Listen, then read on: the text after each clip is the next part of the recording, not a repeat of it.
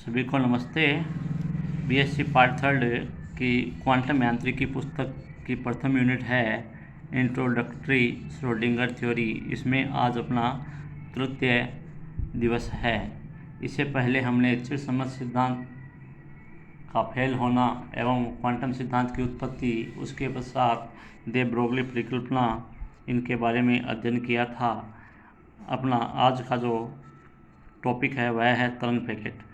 तो दे ब्रोगली ने हमें बताया था कि प्रत्येक गतिशील द्रव्य कण से एक तरंग जो है वो संबद्ध होती है एवं इस तरंग का जो तरंग दैर्ध्य होता है वह लैम्डा बराबर h/p होता है।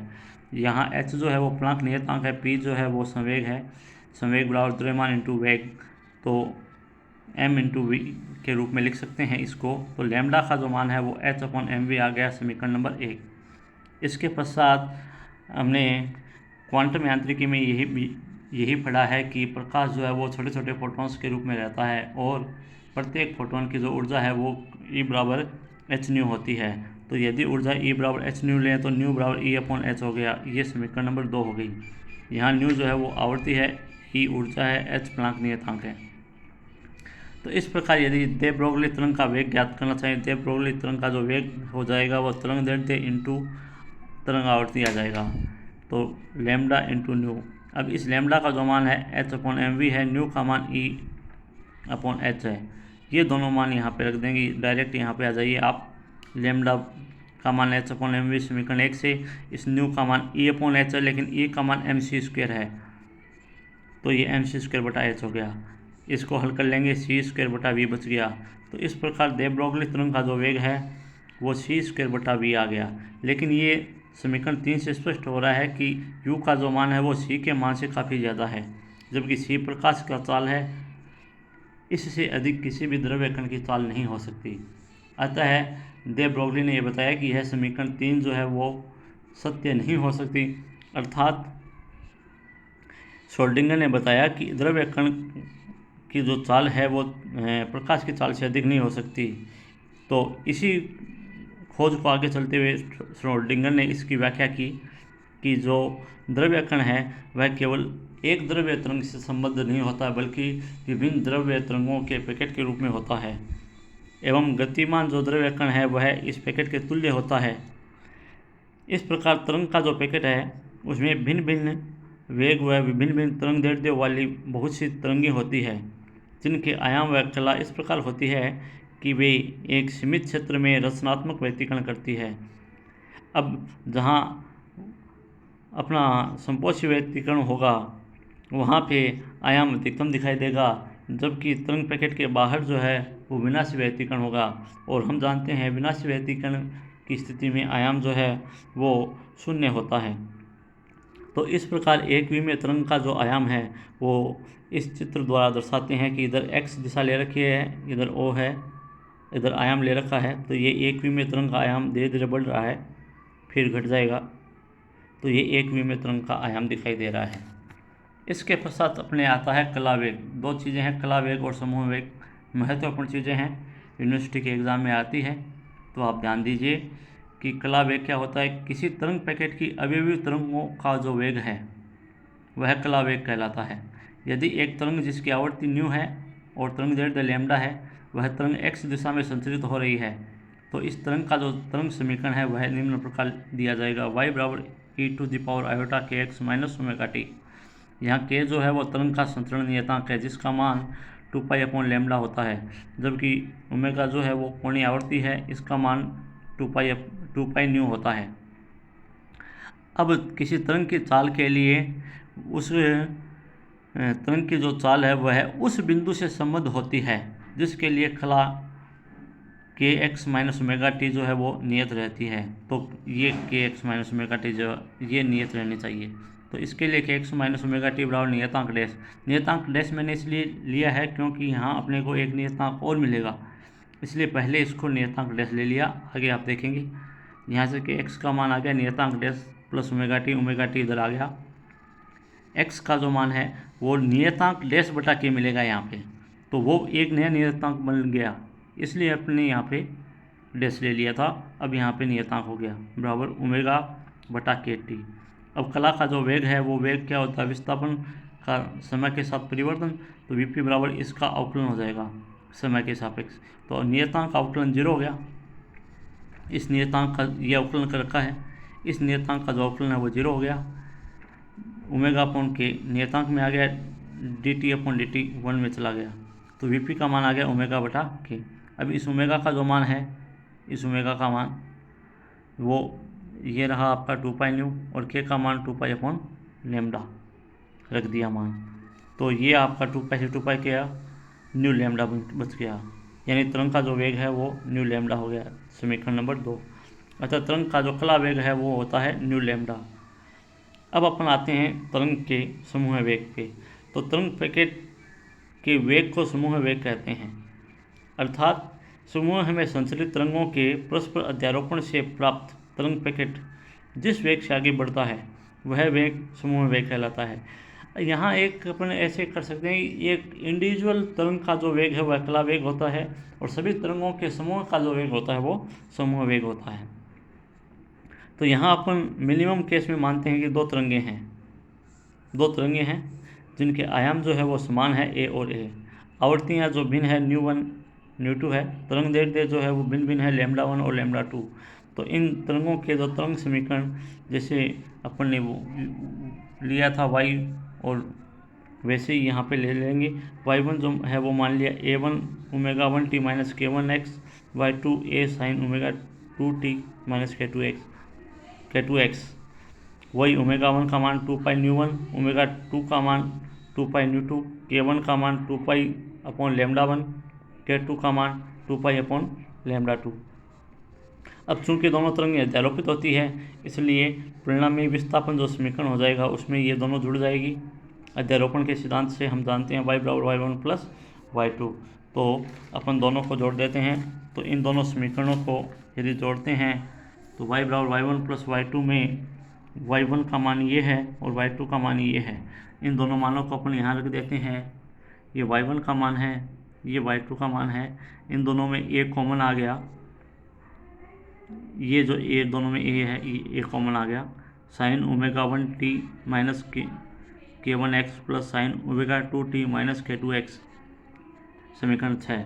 अब समीकरण 6 में अपने गणित का जो सूत्र है sine C plus sine D बराबर 2 sine C plus D by 2 cos C minus D by 2, इस सूत्र का प्रयोग करते हैं।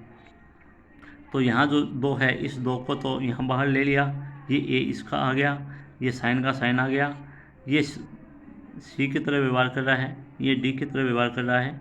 तो इन दोनों का जोड़ कर दिया बटा 2, फिर कोस ये सी और ये डी बटा 2। यहाँ प्लस हो गया है क्योंकि ये बाहर माइनस था ना, यहाँ माइनस था और सूत्र के अंदर माइनस है, तो दोनों माइनस माइनस के कारण ये हो गया आपका प्लस।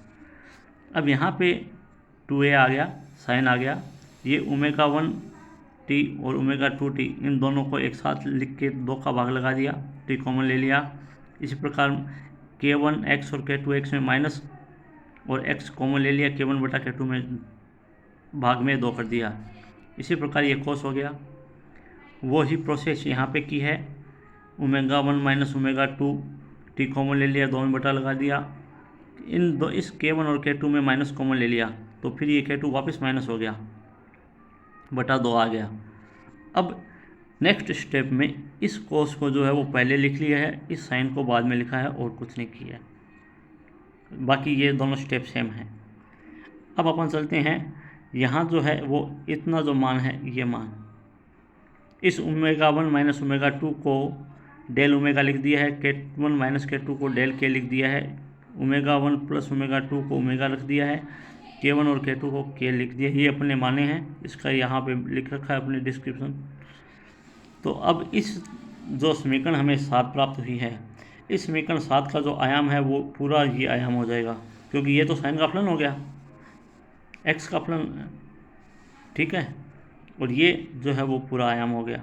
तो समीकरण 7 में हमें जो तरंग पैकेट का आयाम मिला है वह है 2a cos del omega T upon 2 minus del K upon 2x, एवं इसकी जो कला है वह हो गई omega T minus K X. तो अब वही कला जब नियत रहते हैं तो omega T minus K X बराबर कॉन्स्टेंट, टी के सापेक्ष अवकलन कर लेंगे तो वही ओमेगा बटा के, वही आपका कला वेग का जो सूत्र है वो मिल गया, वीपी बराबर ओमेगा बटा के। लेकिन तरंग पैकेट का जो आयाम होता है उसके लिए अपनी ये जो मान है ये नियत रहना चाहिए, ये आयाम है। तो डेल ओमेगा टी बटा 2 माइनस डेल के एक्स बटा 2 ये कांस्टेंट रहना चाहिए। अब समूह वेग के लिए अपन ये चलते हैं कि समूह वेग वीजी जो आ जाएगा वो आ जाएगा dx अपॉन dt। तो dx अपॉन dt में डेल ओमेगा अपॉन डेल के इसको हल करेंगे तो डेल ओमेगा अपॉन के डेल के अपॉन के 2 से 2 गया। लिमिट ले लेंगे डेल के का मान अत्यल्प के लिए अवकलन जो अवकलनीय तो आपने गणित में किया है वैसे डेल के टेंस टू 0 ले लेंगे तो ये डी ओमेगा अपॉन डी के आ गया। अब ओमेगा का जो मान है वो के वी पी होता है, यहाँ पे देख लो, यहाँ से देख लीजिए ओमेगा बराबर के वी पी, वो ओमेगा का मान रख दिया। इन दोनों का जो है वो अवकलन हो गया, लेकिन दो फलन हो गए, के फलन में मान लिया इसको। तो पहले के का अवकलन करेंगे, वी पी कॉन्स्टेंट हो गया तो वी पी कॉन्स्टेंट में आ गया। फिर वी पी का अवकलन करेंगे, के कॉन्स्टेंट में आ गया तो ये के कॉन्स्टेंट है, डी वी पी का अवकलन है। इन दोनों में वी पी तो यहाँ का एज इट इज आ गया। इस के का जो मान है वो 2 पाई अपॉन लेमडा, वो एक तरंग संचरण नियतांक, ठीक है। और ये आपका आ गया डी पी अपॉन डी के, यहाँ पर भी के का मान रख दिया 2 पाई अपॉन लेमडा। और जब इसको हल करेंगे तो वी जी का मान आ जाएगा V P minus lambda D P upon D lambda. तो यह जो समीकरण 8 है यह तरंग के समूह वेग को दर्शाती है। तो इस प्रकार अपने पास दो आगे तरंग के समूह वेग और कला वेग, इन दोनों की एक विशेष स्थिति है कि जब D P upon D lambda का मान 0 होता है, यानी तरंग के संचरण का जो माध्यम है वह ऐसा है जिसमें कला वेग तरंग दैर्ध्य पर निर्भर नहीं करता है, तो समूह वेग व कला वेग बराबर होते हैं। 1 नंबर के लिए इंपॉर्टेंट प्रश्न है ये दोनों विशेष स्थितियाँ जो है वो 1 नंबर के लिए इंपॉर्टेंट है कि यदि तरंग के संचरण के लिए ऐसा माध्यम लिया जाता है जिसमें कला वेग तरंग संचरण पर निर्भर नहीं करता है तो समूह वेग व कला वेग बराबर होते हैं। और दूसरा जो है विक्षेपण माध्यम में D V P upon D lambda का मान धनात्मक होता है, अतः विक्षेपण माध्यम में समूह वेग जो है वो कला वेग से कम होता है। इसके पश्चात अपने एक न्यूमेरिकल है कि सिद्ध कीजिए अनापेक्षीय मुक्त कण का जो कला वेग है वो समूह वेग का आधा होता है। तो इसके लिए हम मान लेते हैं एक m द्रव्यमान का कण है जो v वेग से गति कर रहा है, इसका संवेग p है और ऊर्जा E है। तो ऊर्जा E जो है वो p स्क्वायर बटा 2m आ जाएगी। ऊर्जा E 1/2mv स्क्वायर होती है, इसको p के रूप में चेंज कर रखा है तो p स्क्वायर बटा 2m अपन ने पहले काफ़ी बार किया है। अब दे ब्रोगली परिकल्पना के अनुसार कण की जो तरंग दैर्ध्य होती है वो लेमडा बराबर h अपॉन p होती है। तो E जो है वो तरंग दैर्ध्य लेमडा बराबर h अपॉन p होती है, तो यहाँ p का मान जो है वो h अपॉन लेमडा आ गया। तो ये जो E का मान है वो E जो का मान है इसमें p बराबर h अपॉन लेमडा रख देंगे, यहाँ से h अपॉन लेमडा हल कर लेंगे। h स्क्वायर लेमडा स्क्वायर नीचे आ गया, 2m नीचे है। यहाँ आपका लेमडा का k बराबर 2 पाई अपॉन लेमडा होता है तो लेमडा बराबर 2 पाई अपॉन k हो गया, तो उससे हल कर लेंगे। लेमडा का मान 2 पाई अपॉन के रख के मान रख लेंगे। समीकरण नंबर आ गई 9। तो ई का जो मान है वो आ गया h स्क्वायर के स्क्वायर अपॉन 8 पाई m, जबकि ऊर्जा E बराबर h न्यू होती है। न्यू जो है वो ओमेगा अपॉन 2 पाई है, जानते हैं पीछे कर रखा है। तो ये E और E दोनों ऊर्जाओं के मान है, दोनों को बराबर रख दिया। तो h ओमेगा अपॉन 2 पाई जो है वो इसके बराबर हो गया h स्क्वायर के स्क्वायर अपॉन 8 पाई m। यहाँ से ओमेगा का जो मान है वो h के स्क्वायर अपॉन 4 पाई m। अब कला वेग जो होता है वो वी पी बराबर ओमेगा बटा के, तो 1 बटा के हो गया, ओमेगा का मान ये रख दिया। इनको हल करते करते करते करते स्टेप बाय स्टेप चलते चलते जो है वो स्टेप बाय स्टेप विभिन्न मान जो अपन ने आज पढ़े हैं वही मान आ रहे हैं। तो वी पी का जो मान है वो मान आ जाएगा v बटा 2। अब अपन चलते हैं समूह वेग पे। तो समूह वेग होता है वो डी ओमेगा अपॉन डी के होता है, तो वही मान इनके मान रख दिया 2h के 4 पाई m h के मान रख के हल कर लेंगे तो ये मान आ गया v। अब देखिए कला वेग जो मान है वो आया है अपना v बटा 2 और समूह वेग का जो मान आया वो मान आया है v। तो यहाँ समीकरण 11 और 12 से आपको दिखाई दे रहा है कि कला वेग है वो तो है v बटा 2 और समूह वेग वो है v। तो स्पष्ट हो गया कि जो आपका समूह वेग है वो कला वेग का दोगुना होता है, या अपन ये कह सकते हैं कला वेग जो है वो समूह वेग का आधा होता है।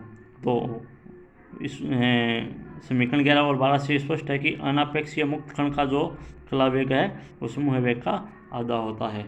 ये अपना आज का मैटर था। धन्यवाद।